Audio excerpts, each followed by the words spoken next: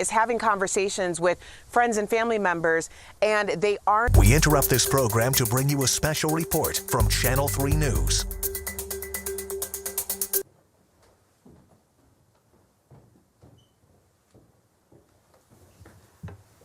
Well, good afternoon, everyone. Good to be with you today. I'm wearing Xavier's tie down in Cincinnati. Jason Gloyd, who is my Southwest Ohio district rep, went to Xavier, and I want to give a shout out to Jason's aunt and uncle, Don and Janet Hadley. They've both been ill. I believe they're both in the hospital. We just want to wish you guys all the best, and Jason is doing a great job for the people of the state of Ohio. Also want to give a shout out to another Xavier grad, Charlie Norman, who is our registrar of motor vehicles. And I know we have a lot of other friends out there who are Xavier grads as well.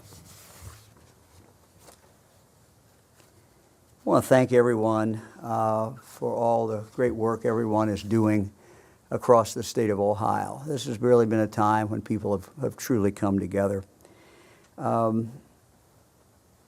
Some of you are individual volunteers, such as Alan Snowden, who is our state information technology team, on our team. He's using his own 3D printers and materials to help make parts for face shields for our medical frontline workers. There are small companies and big companies making parts, new machines, producing in-demand products. So many people pulling together. There's our Ohio Manufacturing Alliance, which has coordinated 19 manufacturers coming together to partner with 3 hospital groups to make up to 1 million face shields to protect our first responders. This is the Ohio way. And so let's take a look at a video now that highlights these efforts.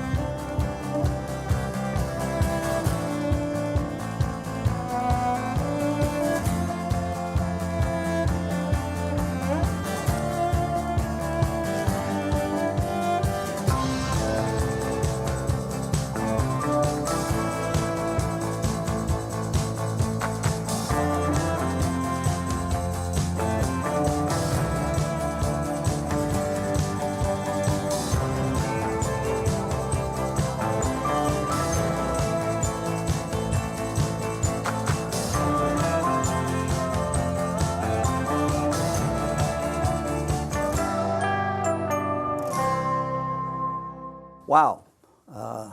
all those companies doing amazing things, and all the people, all the Ohioans who are working there and doing that. I want to thank each and every one of them. That is just great. I have to think that there are some people sad to see the first set there when hand sanitizer was being made instead of the liquor, but now's the time to pull together and get the sanitizer. So anyway, good work, Ohioans. So today, our new order goes into effect, and it's Stay Safe, Ohio. And this is something that we have talked about. Not much new in there, really, that we had not already talked about here, that John and I had talked about, and Dr. Acton. But I do want to indicate that the name, because the name is important. Stay Safe, Ohio. Not a stay-at-home order. And so we've reached a new stage. And I think that's good news for everybody. Doesn't mean the virus has gone away. Doesn't mean we don't have to exercise good judgment. Doesn't mean the basic principles that we've been talking about don't still apply. They very, very much still apply. Distance is probably the most important. Wearing some facial covering if you're out in public is certainly good practice. Sanitation, the things that we all have been talking about. Those things still very, very much apply. Every Ohioan has to make their own decision based on their medical condition, based on a lot of things, who they're taking care of. So these are individual decisions, but there is a reason. It's no longer a stay-at-home order. It is a Stay Safe Ohio order. And again, we need to do those things that we need to do. The virus is, as I said, still very, very much out there. But let me kind of recap and talk about a few things in this order. As I said, we've talked about this before. I don't think there's much new really in here or any huge surprises. First of all, it does have a date, an expiration date of May 29th. You should not read anything really into that, because a lot of things we're going to be doing in the month of May as we open things up in May. We're going to talk about these in a minute. So the order itself will be superseded as we issue new orders throughout the month. You just have to put a date on it. Didn't want to put it unending date. We wanted to have a date certain. But as I said, things will change, so no one should be too fixated on whatever that date is. A lot of things, I said, will happen during the month of May. We will open a number of things up in Ohio. And I want to talk about how we're doing this, because the how is very important. And this is something that I have learned to do and found to be so very, very helpful for almost the last decade, starting when I became Attorney General of Ohio. And that is, I always figure there's people out here who know a lot more than I do, and we try to bring them together. And so what we have done, and we'll go through each one of these things that we're going to be opening up, but in each case, we brought together people who know that particular industry, know that particular business, know that particular trade, people who do this themselves. For example, we put together a group to look at, when and how we can safely open our barbershops. We brought people together who, that's what they do, whether it's a small shop, big shop. We've brought them together, and they're starting these conversations and carrying that on. So bringing people together who understand how you run it, how you can practically run it, and do things as safely as humanly possible. And that's what our goal is in bringing all these folks together. Why is that important? Let me talk a moment about that. And why do we do it that way? A couple of things are obvious. We want to keep employees safe who are working in these businesses. Number two, for those businesses that have customers that come in, we want to keep those customers safe. And the third thing is, if that business is going to thrive, if people are going to come in, if customers are going to be there, people have to feel, public has to feel that every precaution is being taken, every safety measure is being taken. Because everybody knows the virus is still out there. It's not gone away. But having that public confidence is absolutely essential for businesses to be able to come back and to make it. And so the how of how we roll this out is so very, very important. We have to engender confidence and let people know that it is safe. It is safe. As safe as it can be made. Fire's still there, but it's as safe as it can be made to go back out and go to restaurants or whatever the case may be. So I want to go through this kind of the timeline here a little bit. Today, as we indicated, hospitals, dentists, veterinarians are much more fuller open. Kind of bad English, but they're much more open. And are pretty much doing what they were doing before the coronavirus came on the scene. And so that starts today. People will have the opportunity to catch up on some things that, from the medical point of view, have been postponed. And again, I would emphasize some of these things have not been ever stopped, but we've seen a downtick. Well baby clinics, people getting checkups. Those have gone down. They don't have to go down. We would encourage people to kind of catch back up on where you need to be from a medical point of view. On Monday, this coming Monday, offices, industry, construction, those that are not open will be allowed open. Again, I think you're going to see many companies with offices are going to continue to have people work from home. Again, we put a group together. This one was led by Frank Sullivan and a number of business men, women across the state of Ohio. They came up with the best practices. These best practices will now apply to any of these companies that have been open.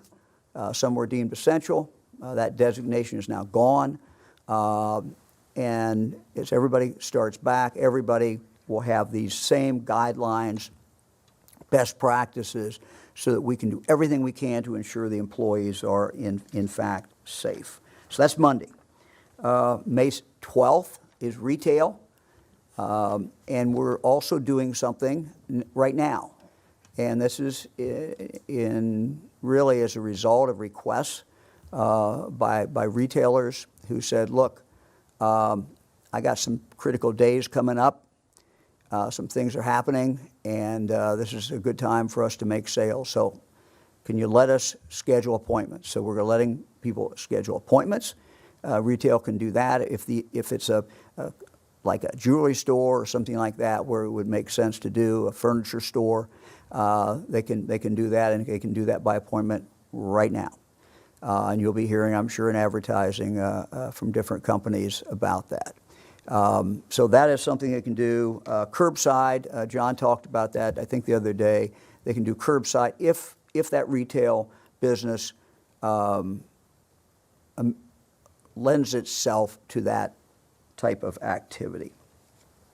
But we also have put together working groups to, again, the same principle, taking business people, health people, putting them together, and letting them come up with best practices that are actually will work. And so we have a restaurant group that I believe is having calls this weekend, John? Started today. We have a hair group. We're all ready for that, I think. They are starting to work and pulling together. We miss our libraries, and so we're putting people, librarians and others, to take a look at this. How could this work? Travel and tourism would be another working group being put together. Outdoor recreation, another working group that we are putting together, again, from people who understand those industries. Sports, adult sports, youth sports, another group. Our gyms. I know many people go to gyms, they miss their gym. Putting a working group together. Theater and arts is another one. Professional sports is another one. Child care is another one. Obviously we're hearing a lot about that. Working group coming together for that. Adult daycare. And there will be more. Now, some of these will come on fairly quickly. We're looking for restaurants. Once we get the best practices up, we'll set the date. We're going to do the same thing for hair and set a date. And again, the goal is to take people who understand that work, put them together with other experts, come up with a way that will actually work, best practices, so when you go into that place, you know that the best practices are in fact being followed.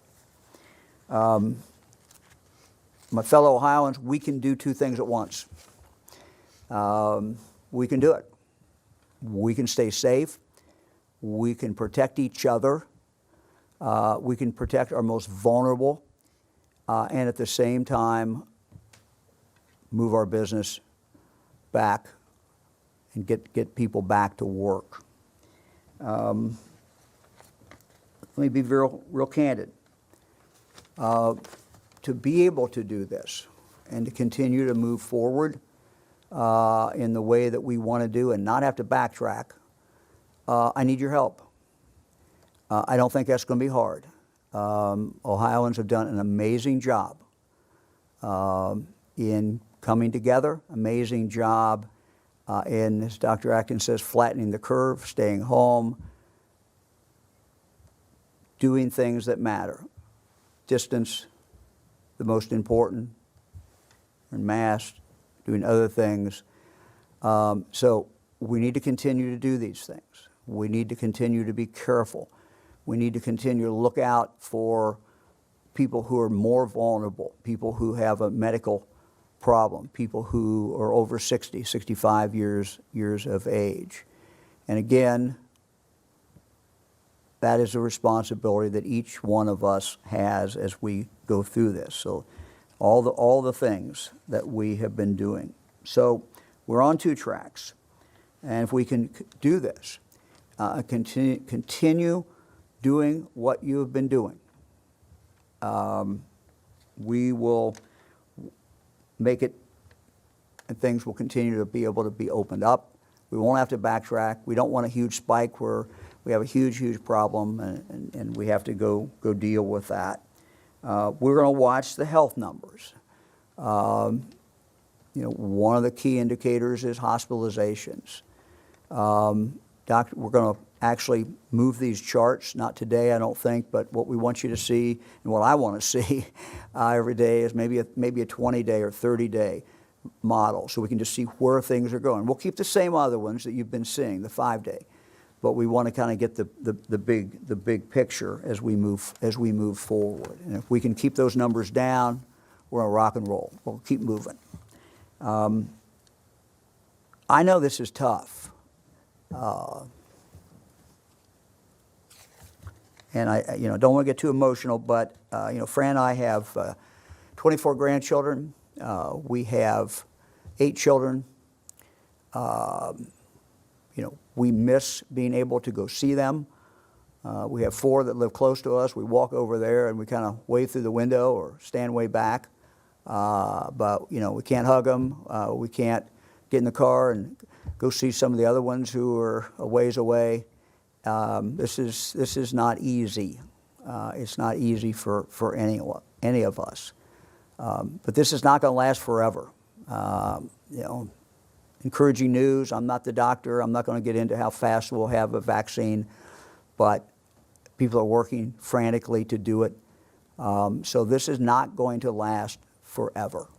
And we have to continue to do what we need to do. I get it.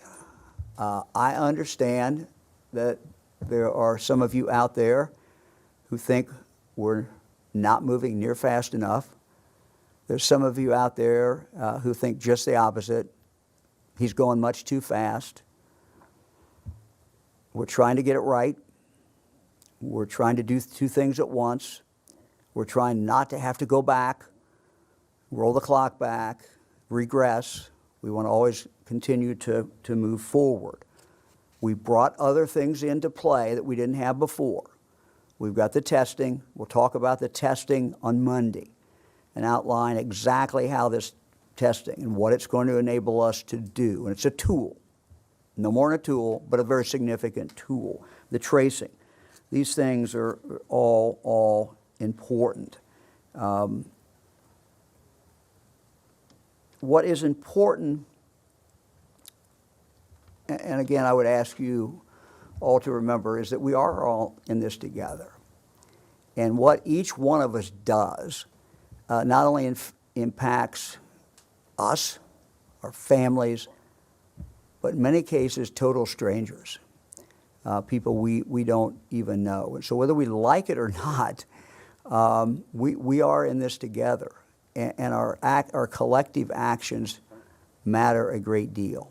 And I don't have any doubt that you understand that, because I know this is what you have been doing. So we got to stay together. We are one state. Look, I know some folks have suggested, well, if we take this county and the numbers here in this county aren't as bad, or this is a more rural county, or this. Once you start down that pathway, there's no stopping and there's no end to it. And then all you end up doing, the county that opens back up more, there's a rush of people from other counties. Take an urban county, then it's got a rural county very close. People are going to roll from that into that rural county if it is opened up. It would be a disaster for this state. The end is in sight. The end is in sight. We see daylight. Not the end of the virus, but the ability to get back to normal. Now, I went through that long list. There are some things that are not going to happen as soon as others. And I think you kind of know what those are. Things that we can't control, distancing. Things where we're bringing large groups of people together. Let me just say something again about that. You know, if we start doing that, it's not good. And so we got to continue to stay focused, continue to stay disciplined, and we can do that and start our businesses back up and get people to work. There is a cost. There's a medical cost, there's a social cost when an economy goes down as fast as this economy has gone down because of the coronavirus. We know that. And we also know that no matter what I do or Jon does or Dr. Acton or any of us all together, any of the legislature, anything, that this is not going to come back quickly. But we've got to give businesses a chance to do that.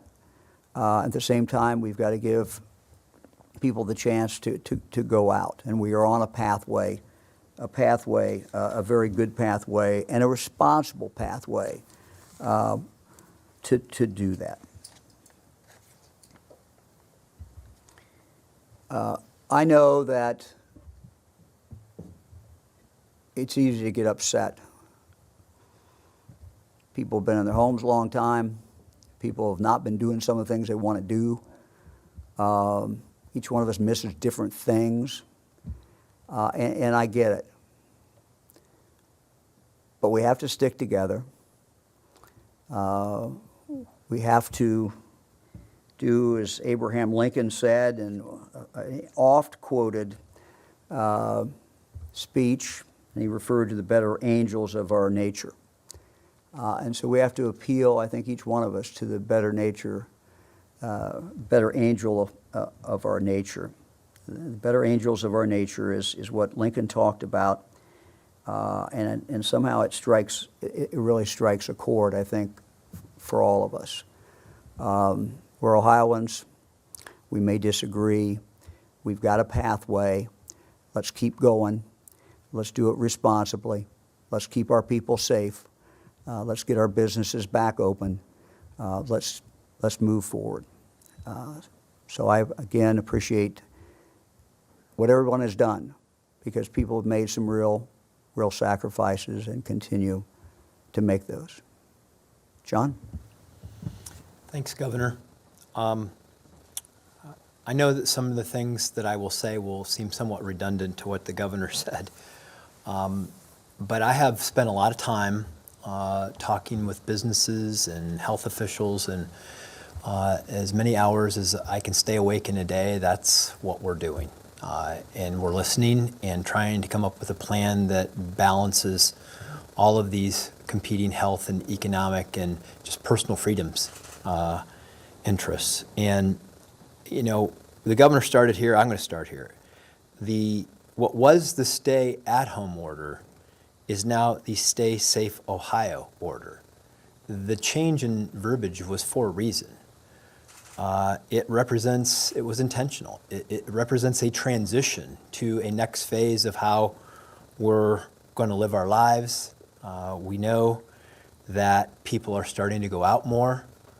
We know the safest place for them is at home, but when they go out, under the new, particularly under the new opportunities that are made available in the order, we want to make sure that they have the best knowledge possible and the best standards for the state to help people stay safe. We recognize the reality of this transition. I know when I woke up this morning, some of the immediate questions that I had that people were asking me was, you know, why May 29th? And the governor touched on this. If we hadn't put a date in there, then people would have thought it would have gone on forever. And that's not the intention. Don't focus on that date, because there's so many things that are going to happen between now and then. There's so many things that we are working on that will change between now and May 29th. And, you know, we're here at the first day of May, and I think we all have great aspirations for what can happen during this month, and I believe it can. I believe it can. I believe we can do lots of great things to move us to where I think people will be comfortable that they're safe, but they also will begin to enjoy both more of their economic and personal freedoms that we've come to know in our lives. It's worth emphasizing that in this order, most of the economy is opened up with safety standards in place, again, creating that balance for employees and customers, and really what businesses can do to actually comply. Whether that's manufacturing, construction, distribution, research, development, you go on. Essentially, what's gone is the word essential. We no longer use the words essential, non-essential. That's gone from this conversation. We've moved on. I know the governor touched on curbside pickup and appointment are available for retail during this transition period between now and May 12th. And we know that a lot of small business owners were really, you know, saying, look, we can do this safely, and we believe you can. And that is part of the transition.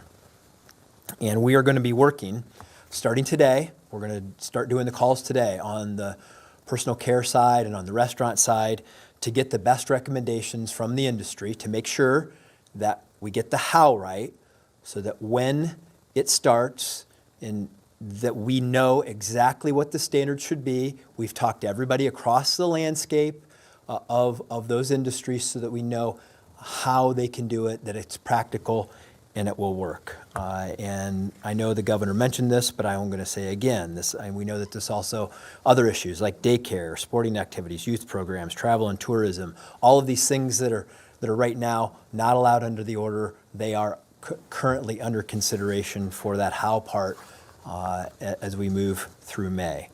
I just want to say this, it's kind of on a personal note, that while we know that the safer Ohio order does have the power of law, I don't expect that all Ohioans will do the right thing just because it says so.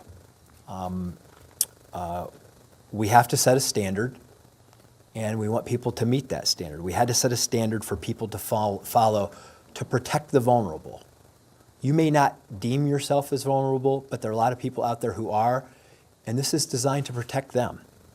And it's how we collectively get through this sooner so that we can get on to the next phases of reopening and rolling back the restrictions. It's incredibly important to be able to do phase one correctly so that we can move on to these other issues. And I do want to say that I get a lot of questions about, well, do I need to do this or do you do that? You understand what the spirit of this is about. Understand the spirit of what the order is about. It's about our collective responsibility to one another. And I don't expect that if you forgot to wear your mask that the health department is going to come knocking on the door to fine you for it, okay? That's not what it's about. It's about setting a standard that we can all live by and get through this phase, this period, so that we can move forward. And but local officials, your local health departments do need standards in place. It's why you have to have an order, so that if there are egregious violators, that they can hold them accountable. You have to have standards for those circumstances. And I want to reiterate something that the governor said. He kind of issued all of us a challenge in the sense that he says that we can go faster if we keep the numbers down. If we keep the health numbers looking good, we can go faster. And we will slow the spread of coronavirus. We do that. We know we will do that. We have seen it work. You have done this already. We just need to stick with this so that we can have the confidence that these other things are going to work. And they are going to work if we just stick to it. We all play a role in making that happen. And I do want to say that, personally, I don't enjoy wearing a mask. I don't. I don't enjoy wearing a mask. I know most of you don't enjoy wearing a mask, but I'm going to wear a mask. Not just because of the order, but because there are a lot of people in my life that I care about who are vulnerable. That if I got it and I passed it along to them, it could be life-threatening. And I consider it my personal responsibility to do so, to protect them, to not give it to somebody else who could go home and infect their loved one and cost them their lives. It is my personal responsibility to do that, and I believe it's all of our responsibility to do these things that we know protect each other. And that's what this is about. Make no mistake, and we understand this. We understand the uncertainty is tough. When you don't know when the end is coming, it's really hard to plan for it, whether you're a business or a person who's just struggling with this. Uncertainty in some ways is the hardest part. But it is our intent to do two things at once, to keep people safe and open things back up. Governor said this several occasions. We can do both. We not only can do both, we know we must do both. And I believe that what we're outlining here allows us to do that. We all have to hang in there together for a little bit longer. I know that we're all being asked to do things that in many cases we don't want to do, but I know if we do them, that we will get through this faster and healthier and better. And we understand our responsibility to bring that to you as soon as possible, and we will work to do just that. Governor? Thanks, John. Dr. Acton. Thank you. Thank you both. Good afternoon, everyone. I'll start with the numbers. Today in Ohio, we now know that we have 18,743 cases. That's an increase of 716 since yesterday. And we do know our hospitalizations are at about 3,600. And today our deaths did pass that 1,000 mark. We are now at 1,002 Ohioans who have lost their lives to coronavirus. Next slide, Eric. Thank you. And I would say in our numbers, they continue to look pretty much the same in terms of statistics. Nothing new that is standing out to me today. Trend-wise, our next slide.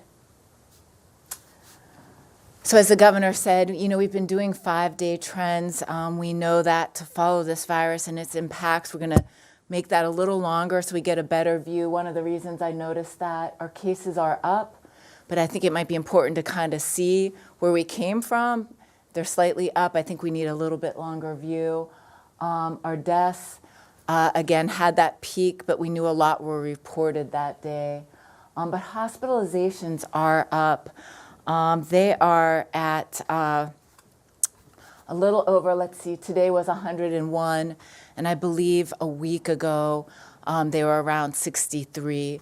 So when we've had 5 days, the 5 days have shown that hospitals have sort of stepped up a bit, but that's plateaued for the 5-day period. And then our ICU admissions are at about average. Again, overall, plateaued, a little bit up on our hospitalizations. So that would be our numbers. I want to just say I really appreciate the remarks of both the governor and the lieutenant governor. I know that this time continues to be very difficult just for the reasons the lieutenant governor said. It is the uncertainty of something like this virus that makes it so incredibly difficult. We receive a lot of calls. I've received a lot of letters throughout this. I can't read every single one. My staff reads them all, but I read some, and I just want you to know that we listen, we hear you. If there's a hallmark of this administration that I could tell you about, is that their goal is to listen and hear every Ohioan. And I think one of the things that stood out to me today was the feeling of that uncertainty. How do I plan for that thing that was going to be in August? Can't you just tell me what that will look like? And I think what we heard today is when we stick together, I feel that we are finding that sweet, sweet spot that helps propel us forward together. And it's not an easy road. It's still asking more of us. But we are moving forward, as the lieutenant governor said. He said we must and can do two things at one time. And I believe more than ever today, in listening to the people I have the great honor of advising, we will do this together. And Ohioans, I believe you will do this together. We will advance as fast as possible, and we will take care of one another. Thank you. Thanks, Dr. Acton. Looks like Mr. Oddie is on deck circle. Box. Ask a question about shopping when we get to May 12th. Can I go shopping because I just feel like going shopping? I've been cooped up on my house for a very long time. I may not need anything, but I like to go shopping. That's what the question we're getting from people. Will I have the freedom to do it even though that may not be essential? What do you think? Jim, your mic was not turned off for the first part, but I think I got it. People who want to go shopping, and you know, we have that. They can today, if they want to go to a jewelry store, they can call, make an appointment to go do that. In 11 days from now, they'll be able to go to any store that is open, and there should be a lot of retail stores open throughout the state of Ohio. So it's coming. And they will be able to do that. And again, we have the best practices, and we believe that every store that will be open will be following the best practice as outlined by a group of their peers that determined these were the best practices, and people will be able to be assured of the safety in regard to that, which we believe is a very good thing. Thank you, Governor. Hi, Governor. Jack Windsor, WMFD-TV, Mansfield. My question is for you. The new order has a long list of rules, and it seems that regardless of what it's called, the order can be mandated because we are in a state of an emergency. Governor, you're an attorney. My question is, what direct evidence do you have, not circumstantial, but direct evidence to justify continuing in a state of an emergency? And what's the measurable criteria? Is it one death is too many? Is it 25% unemployment? Is it seniors who have lost complete physical contact with loved ones, many of them who will perish without ever seeing or touching family members again? Or is it the 2-week decline in hospitalizations that you talked about on national TV just a couple days ago? So what direct evidence can you point viewers to that justifies staying in the state of emergency? Thank you. Well, Jack, I'm sure you're a lot better lawyer than I am. We're in the midst of a pandemic. Dr. Acton talked about over 1,000 people dead. We've talked about the number of people who have been hospitalized. So this is certainly a crisis. But we know that there are people hurting out there, not just because of the pandemic, but they're hurting because of poverty, they're hurting because they're unemployed, and that's why we're pushing to get us back open just as fast as we can. And we're going to continue to do that. We have to balance public safety, but at the same time, we know that we want to open things up. And if you look at the order itself, not just the title, but if you look at what's in there, the spirit of this is really trying to make sure that people have confidence when they go out, that the business they walk into is practicing the best things that they can practice. People have a right to know that during a pandemic, a very difficult and unusual period of our time. We think with the help of a lot of people in each one of those industries that they've been able to help us do that. Jim Province with the Toledo Blade, and this question is for Dr. Acton. As of yesterday, more people have died from coronavirus in Lucas County than any other Ohio county, even though it hasn't had the most cases overall and is just the 6th most populated county in the state. What is it that's different about Lucas County that is causing this, and should we expect this trend to continue?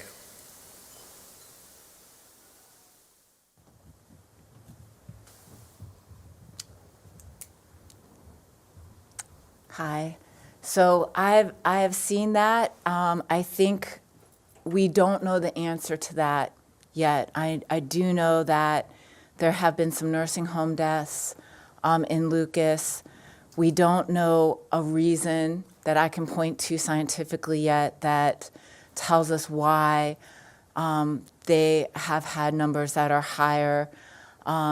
It's very complicated because we don't have consistent testing across everywhere, but I think it's something that the local health department and others, the hospitals, and there's really like a region and a zone that are looking very carefully at this.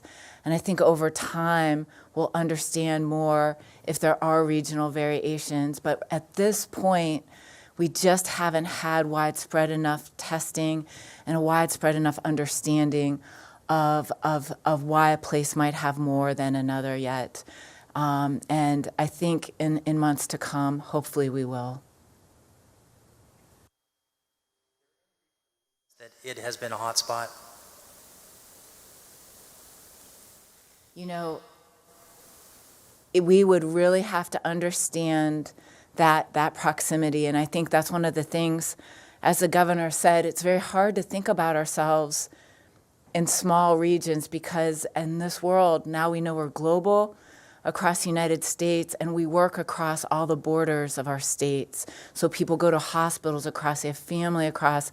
I have kids, right across the border into Michigan myself. So that's why it's so important that we're careful because there really aren't, the lines on our maps aren't walls. And so this virus is likely to spread and certainly can spread quickly across borders, but I don't have any evidence of that yet. Thank you.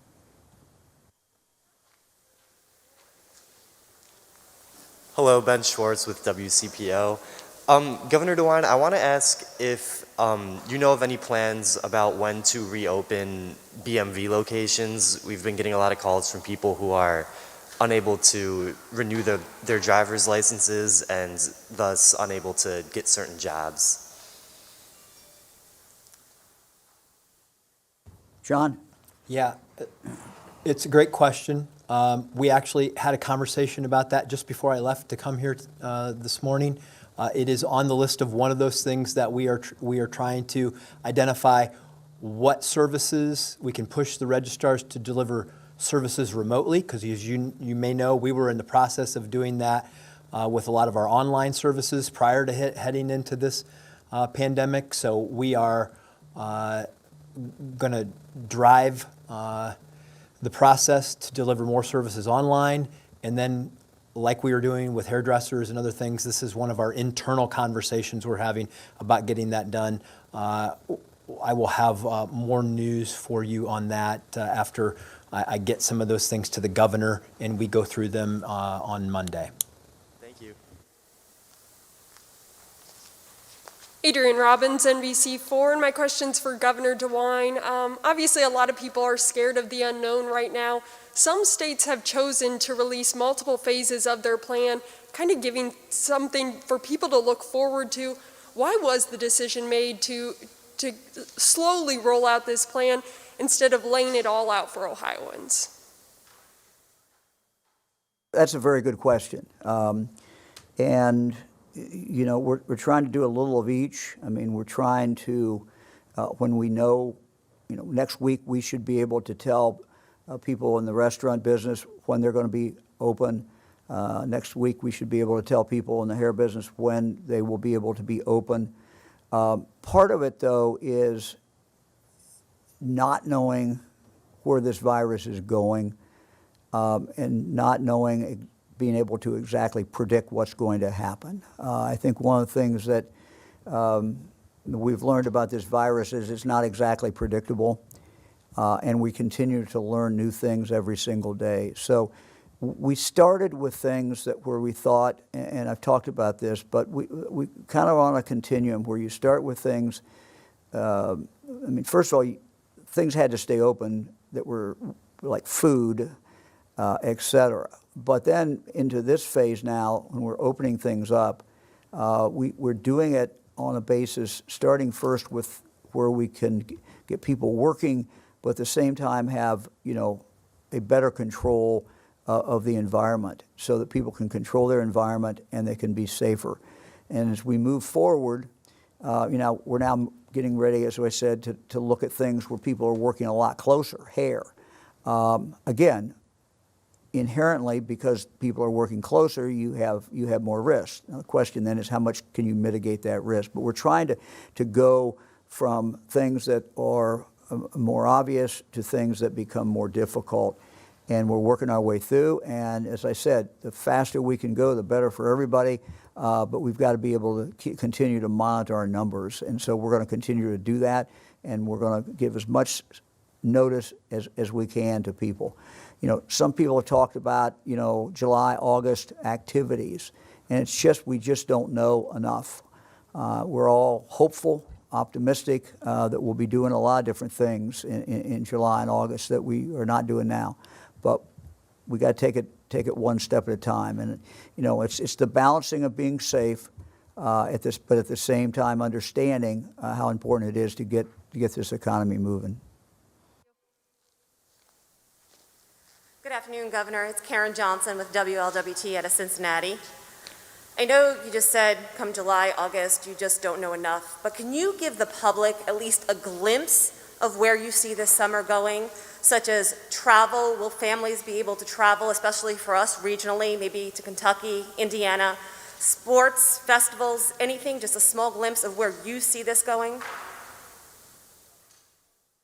You know, I think it's not just a question of what I see, or it's not just a question of, you know, what order we issue or don't issue. I think, you know, people are going to have to watch where this virus situation is, and they're going to be in a position of making decisions. I mean, we can deal with some things that are big. And we're dealing with those where we can get best practices in place, and we can do that and assure people, hey, we're following the best practices. Whatever this is that's opening up, they're following the best practices.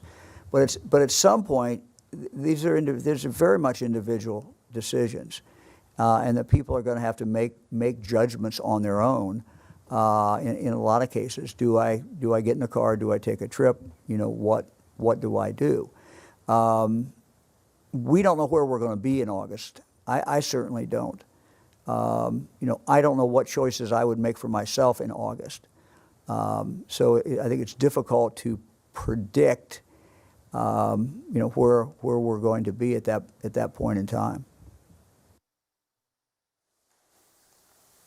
We can go with the information we have and try to take it as we go.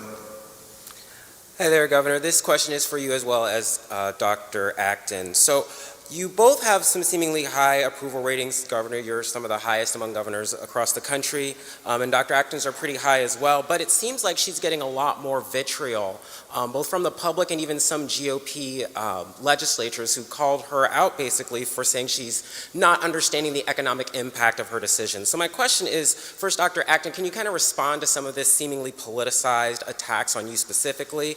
And Governor, is it really fair for her to get all of this vitriol considering you're the decision maker? I'm going to start on that because the buck stops with me. I see some of the tweets, I see some of the things that people write, and that's fine. In a democracy, in a country like ours, state like ours, people have every right to look at a state official and say, hey, you're not doing a good job, I don't like what you're doing, here's what you should be doing. Fair game. But I would remind everyone that every member of the cabinet I appointed, and I'm responsible for every member of the cabinet. And so for those who want to write something about Dr. Acton or any other member of my cabinet, come to me.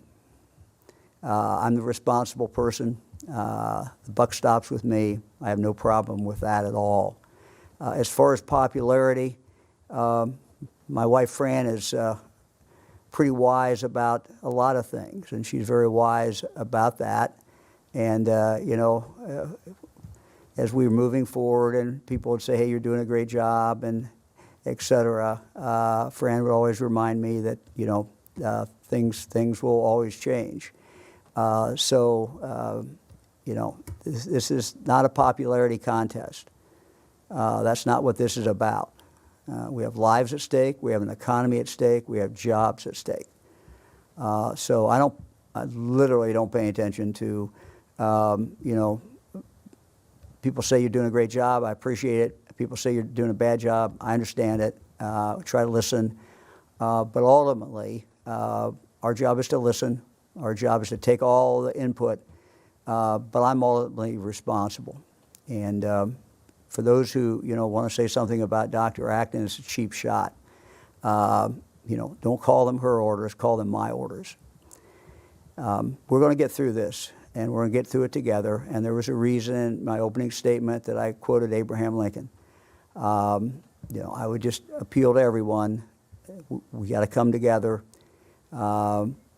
This is something where there are people in the state of Ohio who think I'm going much too fast. There's some people who think I'm going much too slow.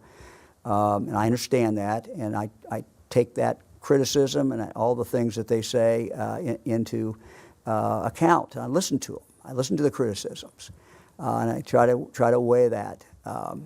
But we got to get through this together. We can. We're going to put this economy back. People are going to start working.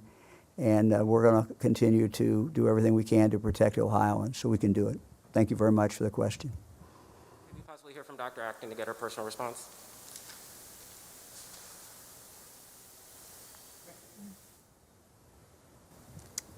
Thank you, Governor, Lieutenant Governor, and thank you for asking the question. As many of you know, I'm an ordinary person who ended up in an extraordinary time in history alongside someone I think is one of the most extraordinary leaders that the state will ever see. And, we work tirelessly, as Lieutenant Governor said, every hour of every day, making the best path forward and trying to get the best advice and best knowledge for our governor to make the decisions he does. I've told you before that a pandemic is so much more than the virus. One of the reasons it's a national security threat on the scale of things is because it causes global disruption, societal disruption, and it's a silent enemy. It creates great uncertainty. And when you look at these times in history, you'll see that the pendulum is going to be rocky and it will swing a bit. It's not unlike a war on a hidden enemy. And the kind of leadership I think that it takes to help us all stay together, to go above all the fray, but lead us to a safe path is a very special and unique kind of leadership when you have a challenge this big. I think it's dawning on all of us what this challenge is, and I think I see very wise decision-making to try to make the most of the uncertain times ahead. And again, it's an honor to serve. It's an honor to serve. Thank you both. Governor Shane Stegmiller with Hannah News Service. Legislators in the General Assembly are starting to express more and more frustration with your administration, saying you're not listening to them enough when it comes to reopening. Some are even suggesting that they might even want to take some kind of legislative action to either rescind your Stay Safe Ohio order or even go further and restrict your ability to issue them. Could you kind of respond to that, please? Well, I think they know I'm a good listener. You know, I read every email I get. They all have my email address, and they all have my cell phone. And I can tell you, when I leave here, I'm sure that will be plenty of texts I will have already received and emails. And I listen to them, and I listen to their concerns. I listen to the concerns that they have about their particular area of the state. I've always said that nobody knows a district better than the legislator. And so, you know, I have great respect for all the members of the Senate, all the members of the House of both political parties. I welcome their input. We are trying to do something that has not had to be done in 100 years in Ohio. And the fact that there is criticism, I think, is to fully be expected. We're trying to get our economy moving again, same time protect people, and we'll have people, as I said, who think we're going too fast, some going too slow. I understand that. The only thing I can say is that I'm calling it the best that I can. I'm going to continue to do that. I'm going to continue to consult with members of the General Assembly and talk with them. And my door is always open and my phone is always there. So we're going to continue to do that. But you know, lives are at stake, jobs are at stake, and we're going to continue to make those decisions after consulting with the legislature. Governor, can I add something to that? I know the legislature isn't in session as it relates to what we're doing, but a lot of their advice is incorporated into the things that we do. I mean, we hear from them a lot. They are doing their jobs representing their constituencies right now, even though they may not be passing a law or a resolution. They are communicating with us. They are telling us what's happening on the ground. I can think of numerous things.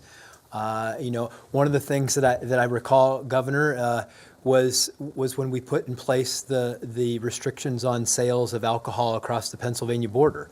That was based on what legislators told us was a problem in their respective districts. And so we react to what they're saying. So for their constituents, they should know that the legislature is doing a great job of expressing their concerns to us. A lot of times, as the governor mentioned earlier, some of them want us to go slower and more cautiously. Some of them want us to go faster. And all of that is incorporated into the things that we do, like the other voices we hear. So the legislature has been very aggressive about telling us what they're interested in, and we're listening. And look, we welcome that. I mean, I'm serious. No one knows their district better than the legislator, and so it gives us the opportunity to have 132 people out there who are in their district all the time. And who can report back if they see a problem. I mean, so much of this never makes the news, and it might not even be controversial, but I'll get a call, hey, we had a problem here. I mean, John's example of people from Pennsylvania, our friends from Pennsylvania coming over into the stores, that some of that came from the legislature, some of it came from local officials. So having eyes and ears out there is certainly helpful, and we always welcome that.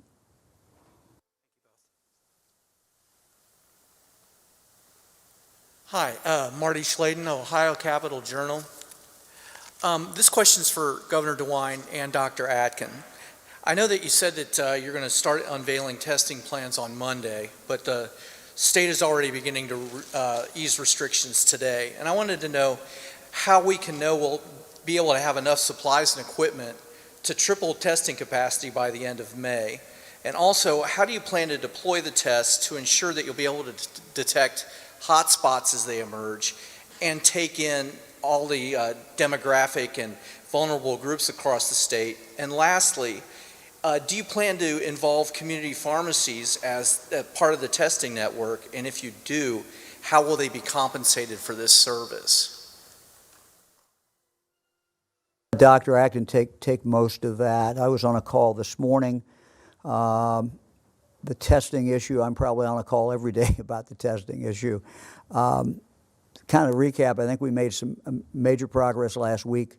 I want to thank again the two former governors, Governor Taft, Governor Celeste, and they continue, by the way. It wasn't just a one-off thing. They continue to work on this and be on calls and work.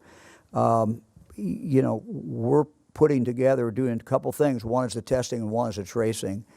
And we're very, very excited about it.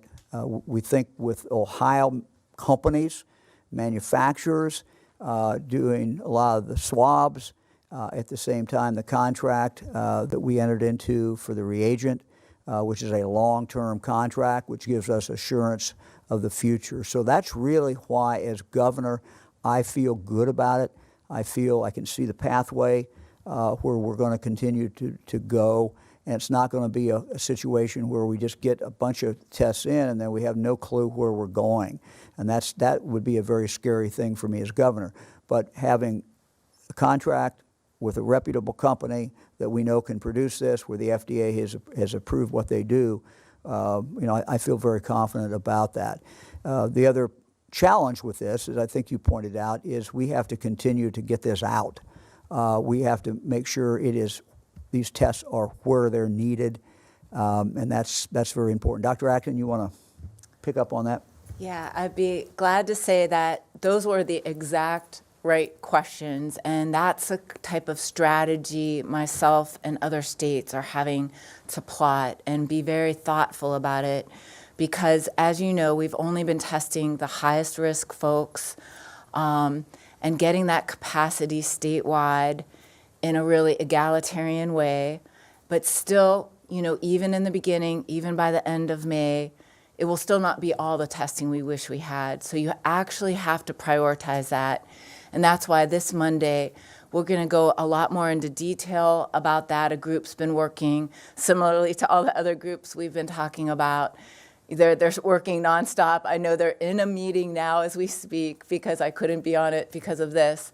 But they're working around the clock, and it's not just, it's so many components to testing. It's getting the short supplies, and it's a huge supply chain of things missing.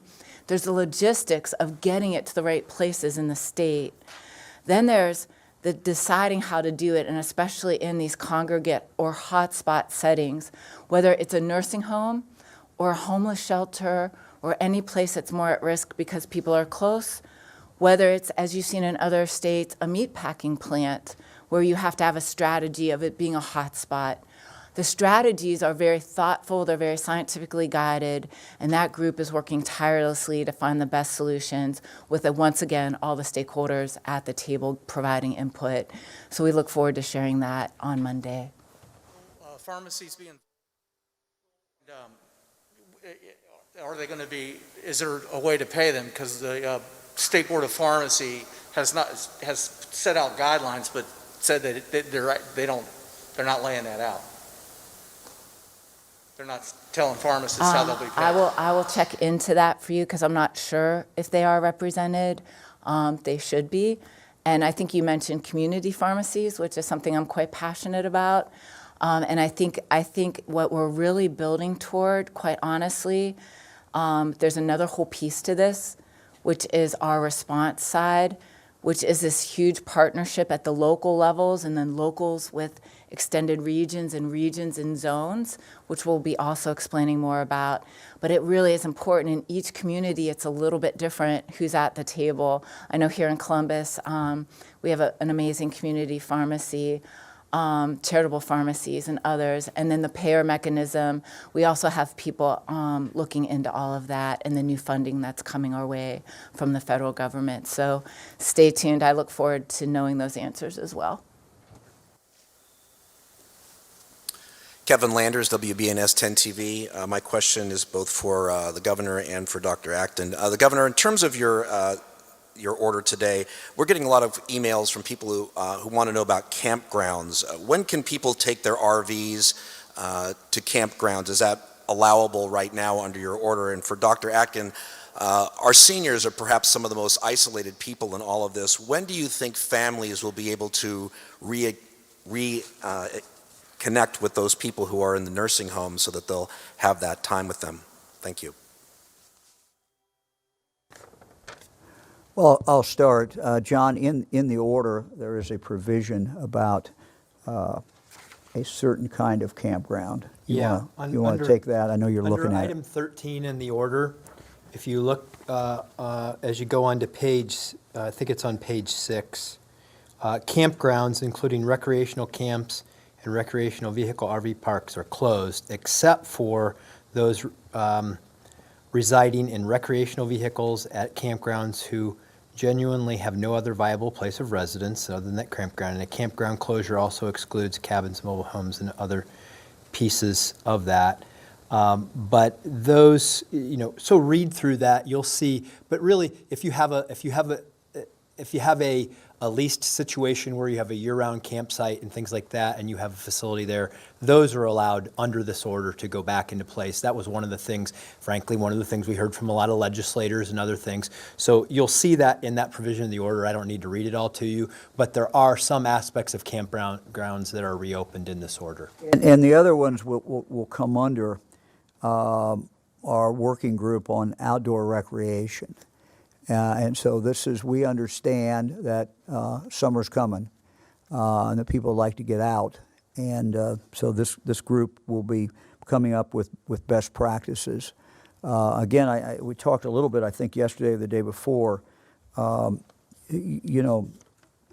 in campgrounds, Fran and I have camped a lot, and people in campgrounds, can certainly be in their own tent, or they can be their own camper and really not have a whole lot of contact with other people. So it would seem to me that the social distancing is fairly easy to achieve there.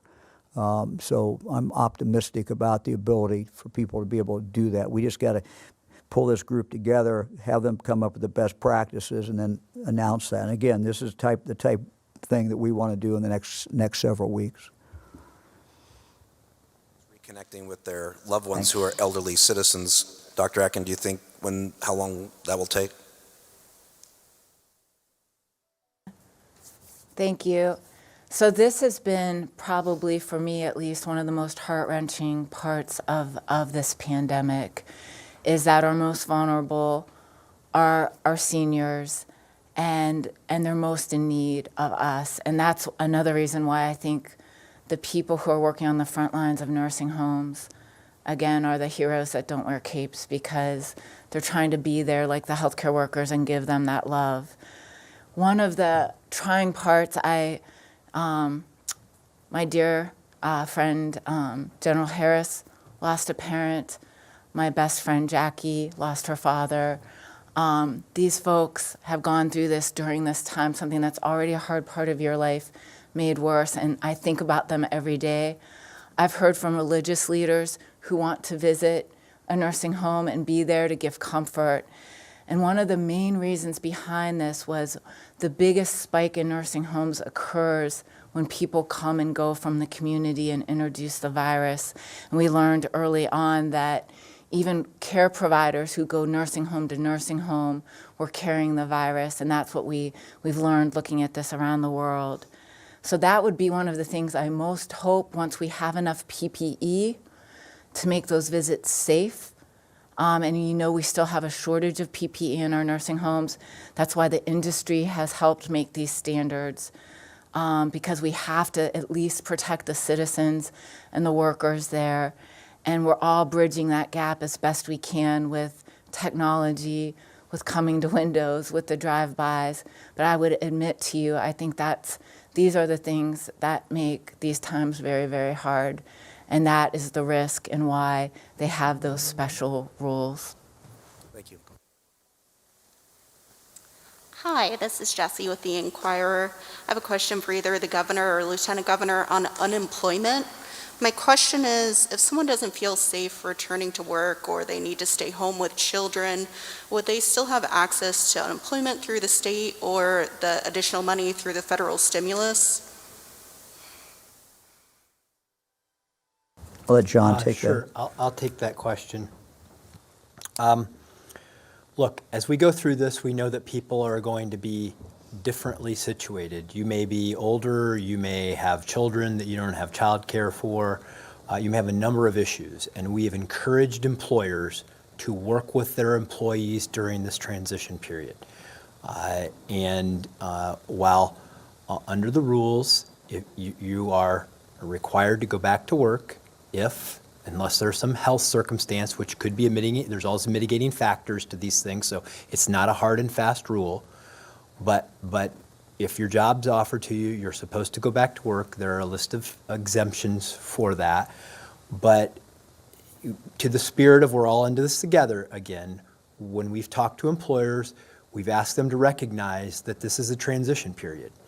And there are going to be a number of reasons that you want to protect people who are perhaps vulnerable, people who don't have that child care, as I mentioned, and you need to be accommodating to those folks. This is not going to be forever. We have a window here that we need to get through, and I believe that the spirit that has been shown through this by employers, employees, that they will work through this. We have rules in place, we have exemptions in place, and we believe that they will accommodate most all circumstances. If they don't, there's no access. Circumstances. There are circumstances where you wouldn't be required to go back to work, but if you don't have a valid health excuse, then you would be required to go back to work. Hello, this is Tara Morgan with ABC6. This is for the governor. Hello. I wanted to ask you about President Trump's plans. He had indicated that he may be visiting Ohio very soon, and I was wondering if you had talked to the administration about that. And his visits, should it be a political rally, they tend to draw large crowds. How would you reconcile that when kids can't have graduations? Well, I'd heard that the president may be coming. We welcome the president. I was not aware of anything about a rally. We've had some conversations with the White House about potential visit sites, but I can't talk any more about that. I mean, that's got to come from the White House. So.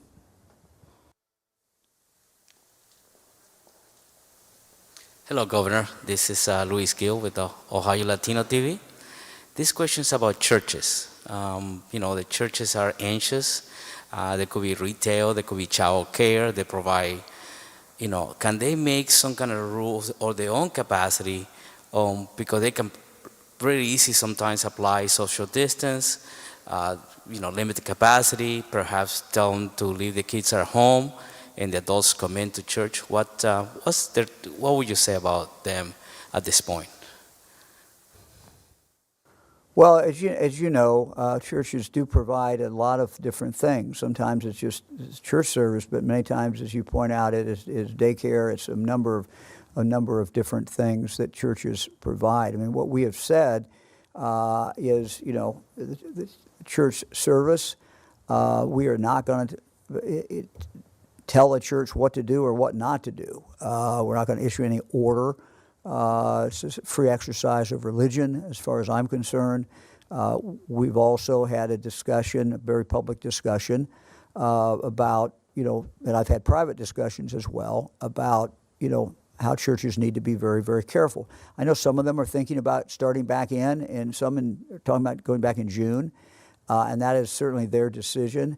The only thing that, we request is, and it's a request, not an order, but that they be careful and they, exercise the social distancing, do all the things that are basic to trying to keep their members safe. The concern I would have in a church would be for those who have particularly for those who have a medical problem, for those who are older.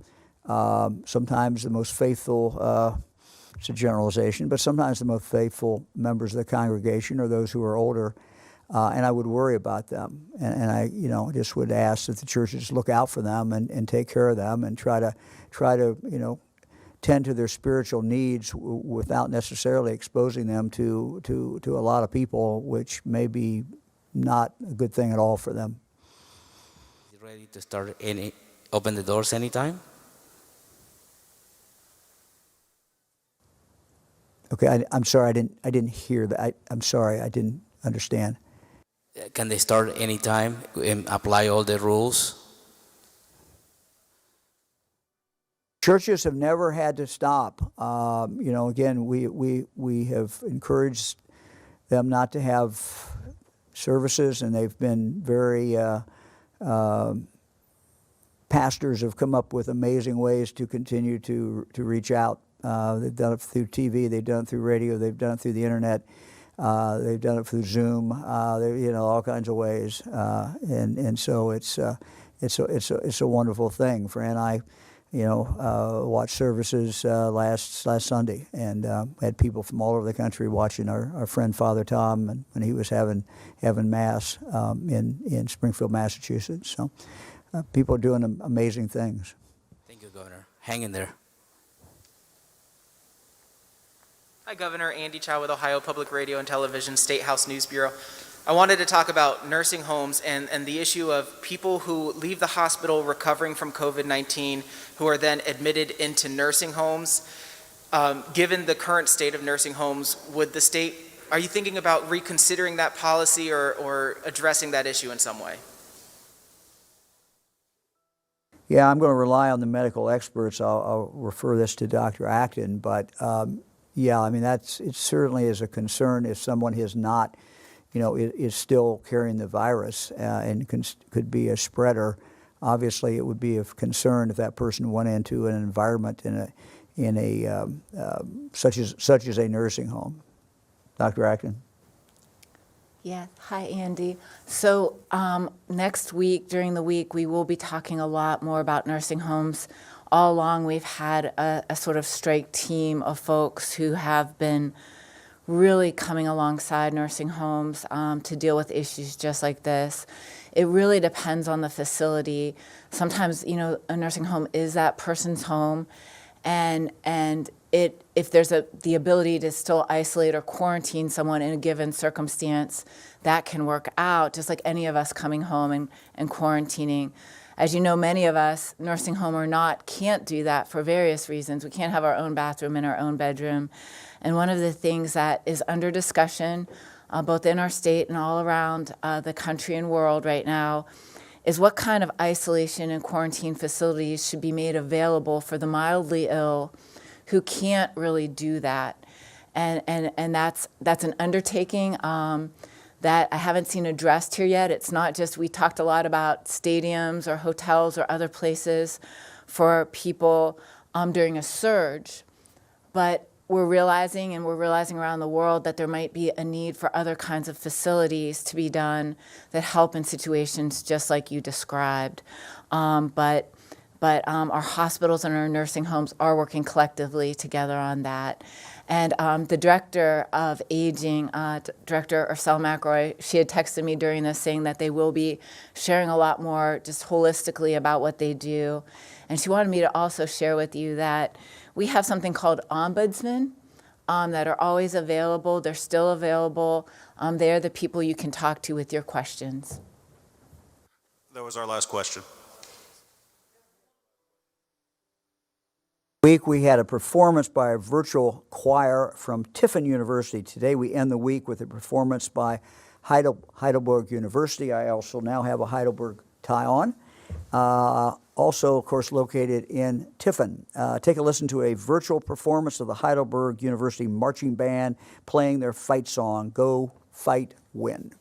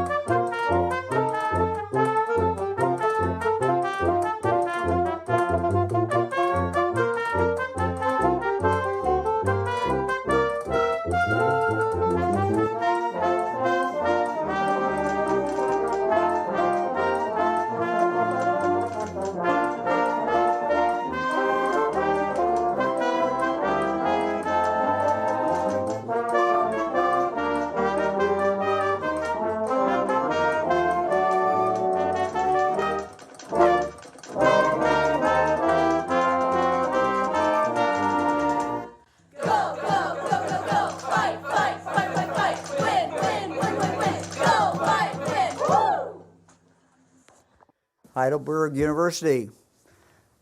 We'll see you all next Monday at 2 o'clock. Thank you. 209-5287 to join today.